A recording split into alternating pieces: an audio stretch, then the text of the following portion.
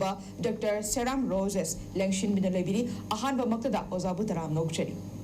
Mayam Puno Pukrum Zeri.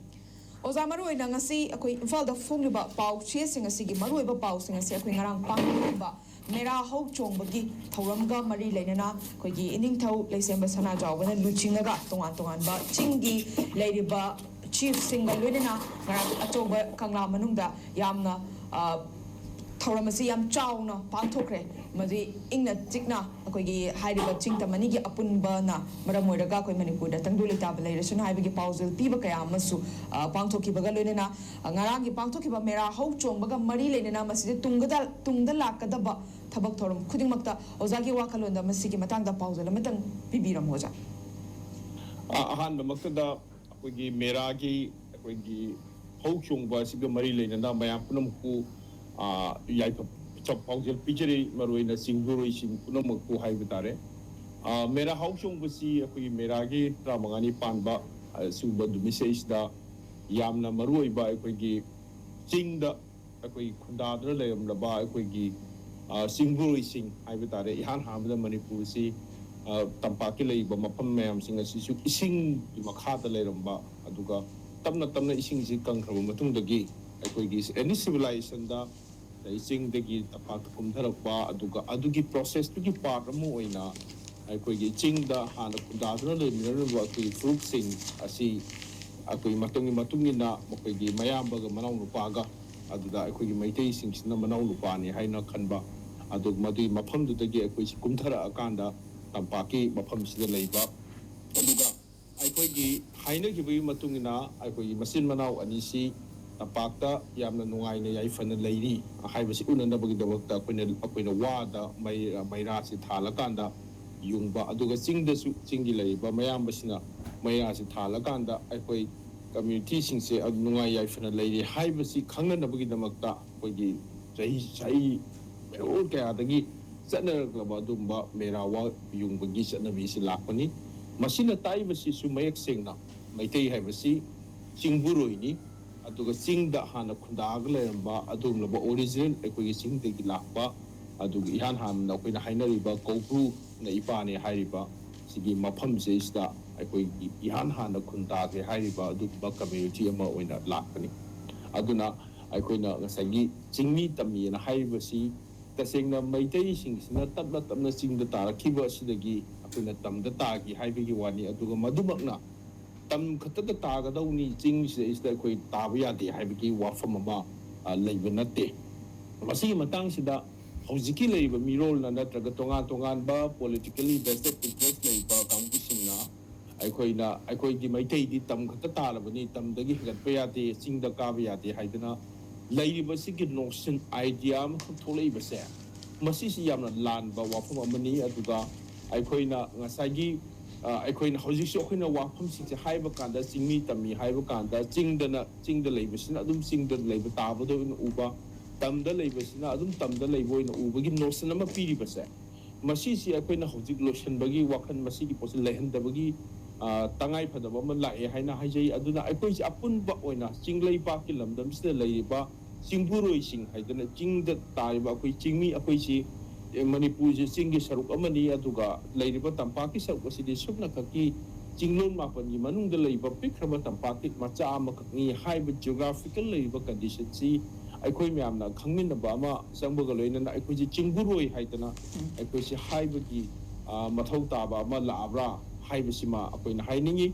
aduga ani subada ngasagi aikoina masi gi British na Manipur si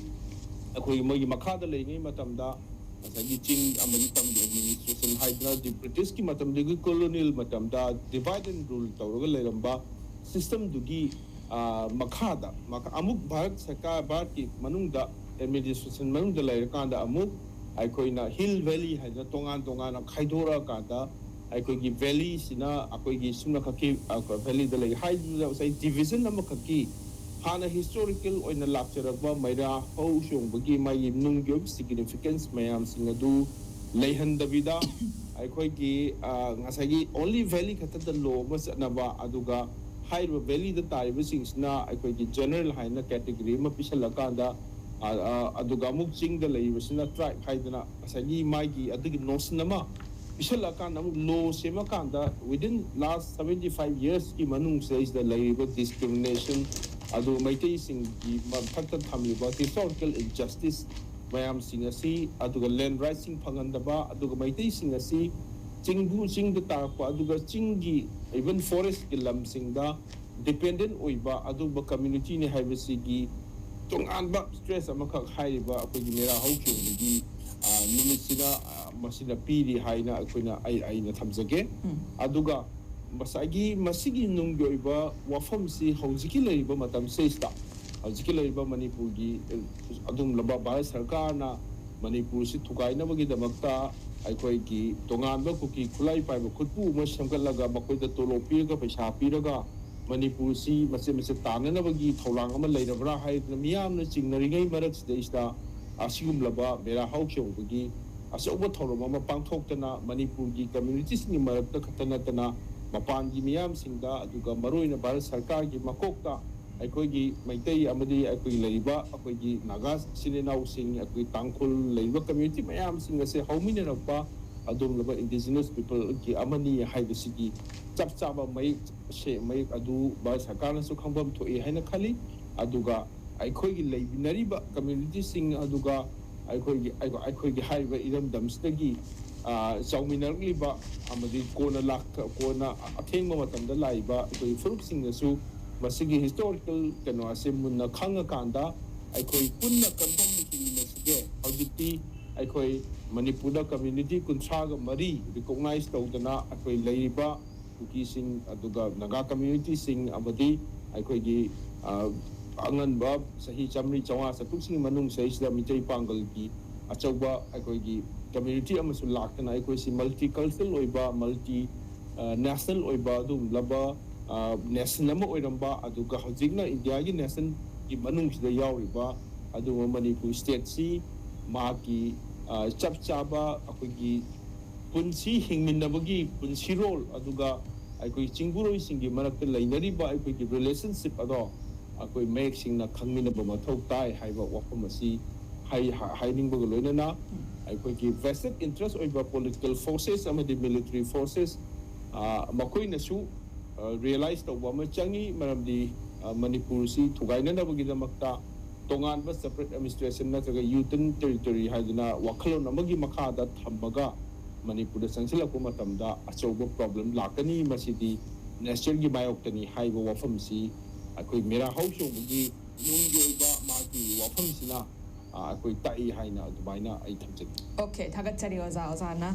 mayek seng marik chum wafam kya thambirme oza hojik se akoi gi yamna fresh